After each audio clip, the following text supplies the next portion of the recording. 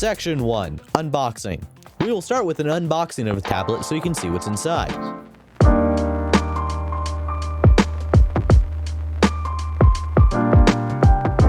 First, the box is perfectly balanced so that the lid comes off slowly, but not too slowly.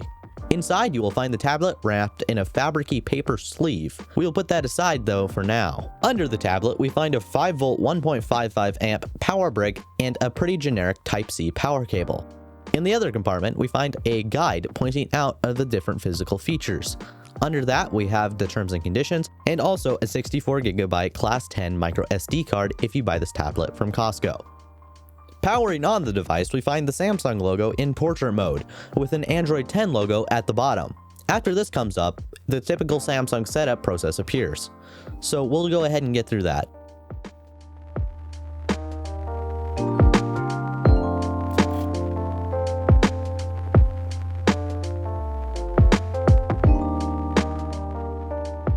Section 2. Design.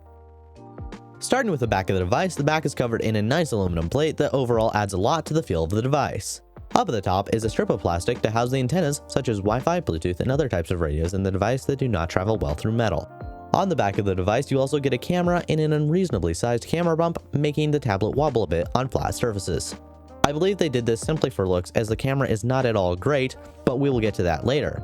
Overall, the back of the device does look good though, with a simple centered Samsung logo and no FCC IDs or other junk in large print.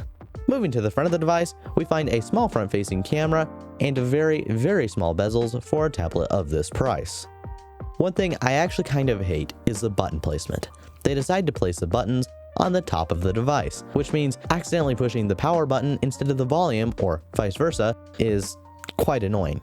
Overall, in the tablet world, in my opinion, this is one of the best looking tablets. Section 3. Features. Under features, we have physical features and software features. Starting with section 3.1, physical features, as aforementioned, you get a rear camera. Let's test that out. As you can see, the camera is simply for showing the kids to grandma and grandpa through a video call. Personally, I would just stick to your phone for photos. How is the front-facing camera though? Well, like I said, great for video calls, but otherwise I would stick to your phone. But the camera is not why you buy a tablet. You buy a tablet for media consumption. And boy, is this ever great at that.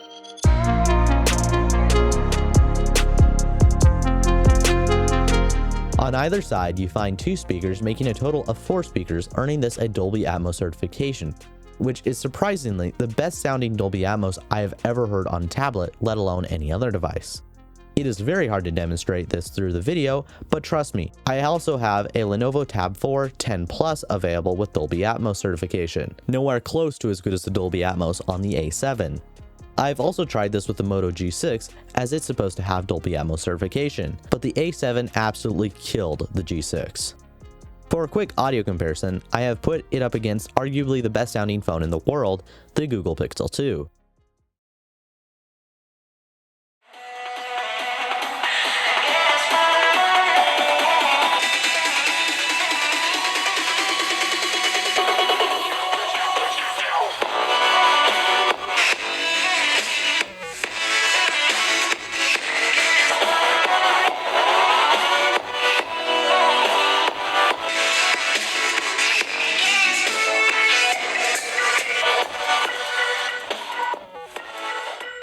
That was recorded on my Pixel MC650 shotgun microphone, so it's hard to convey how much better the A7 sounds, but you can take a listen anyway. But audio is only half of the experience. What about the display? I'm happy to report that the display, as in typical Samsung fashion, is awesome. Although not OLED, this is an IPS, which is much better than some competitors to this tablet offering a TFT display. The IPS panel on this tablet has phenomenal viewing angles and gets very, very bright. Blacks are decently black for an IPS, and smearing is a non-issue as this is only a 60Hz display. All of that is powered by a 7000 mAh battery, which may sound huge, but is just the right size, as that big display sucks a lot of power.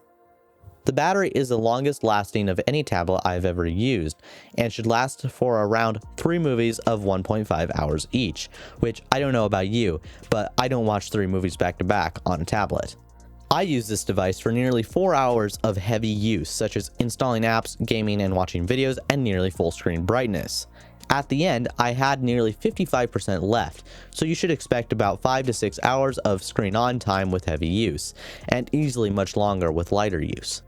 But what about when you need to plug it in? Well, Samsung covered you with a USB Type-C port on the right side of the device, supporting Qualcomm fast charging.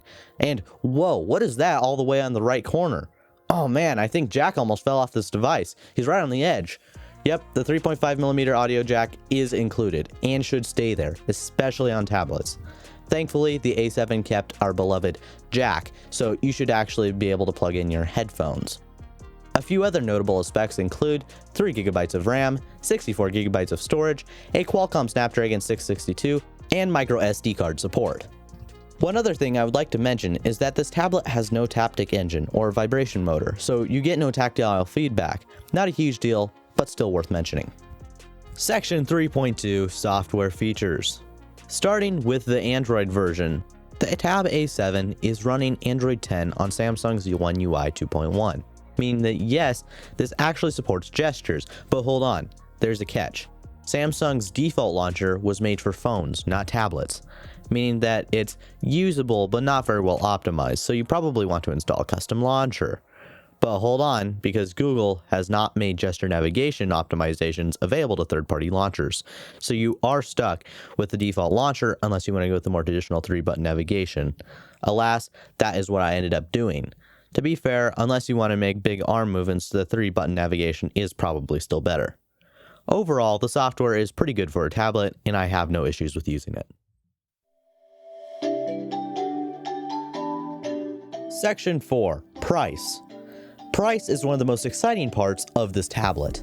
Previously, for the performance of this tablet, you'd have to pay up around $300 or so. This can easily be found for $170. Absolutely amazing. As I mentioned before, you actually get a better value from Costco as they give you a 64GB SD card, bringing the total storage of the device up to 128GB. Honestly, this thing is an absolutely amazing price.